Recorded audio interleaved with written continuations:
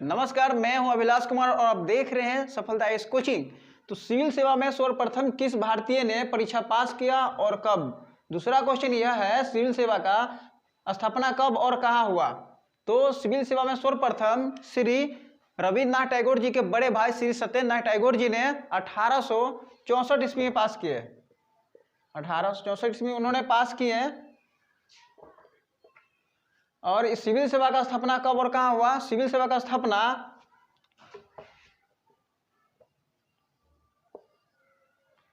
London में हुआ।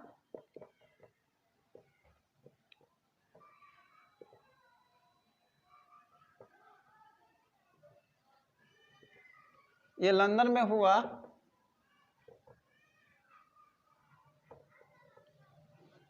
1854 ईस्वी में स्थापना हुआ। तो ये रहा आपको। तो सर अब बता दें कि सिविल सेवा का स्थापना अंग्रेजों के द्वारा किया गया, लेकिन अंग्रेज ने सिविल सेवा का स्थापना आखिरकार क्यों किया?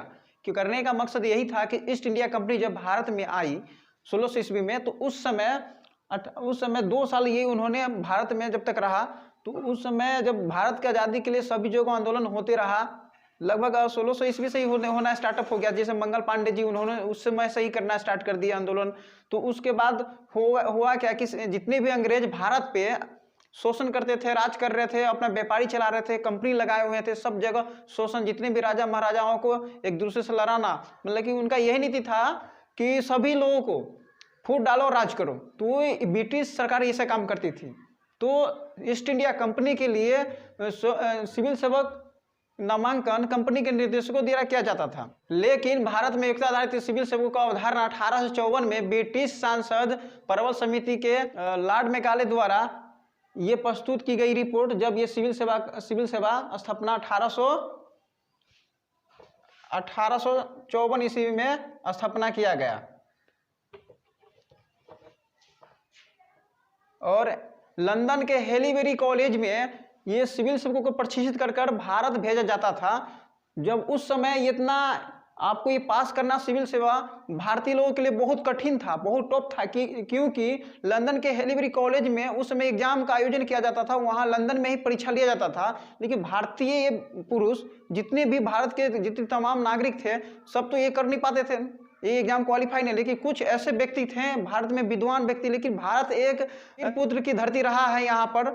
चूंकि सिविल सेवा में सर्वप्रथम रविन्द्रनाथ टैगोर जी के बड़े भाई सत्येंद्रनाथ टैगोर जी ने पास की। जब इतना पास करना बहुत कठिन थी, उस समय यूरोपियन क्लासिसी भाषा में सबसे कठिन अंक मिलता था, बहुत ये टॉप था एग्जाम।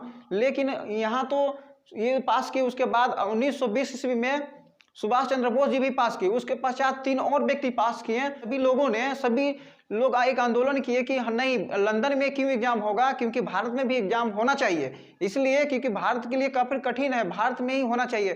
तो उस समय लंदन में एग्जाम हुआ करता था। तो लेकिन लंदन में एग्जाम होने के साथ साथ भारत में भी आयोजन किया, लेकिन 50 वर्षों तक आवेदन करते रहे, लेकिन भारत में उस नहीं हो पाया।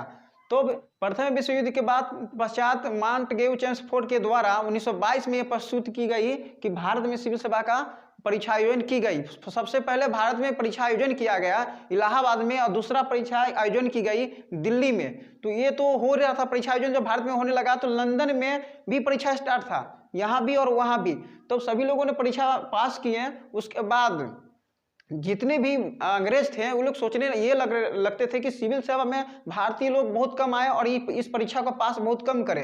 लेकिन भारतीय लोग तो बहुत चालाक थे कि भाई भारत पे आप शोषण कर रहे हो, सब कुछ भारत से ही खा पी रहे हो, सब कुछ कर रहे हो भारत में, और भारत पे शोषण करना, जितने भी राजा महाराजाओं को आप दुख तकलीफ गरीबों को पहुंचाना।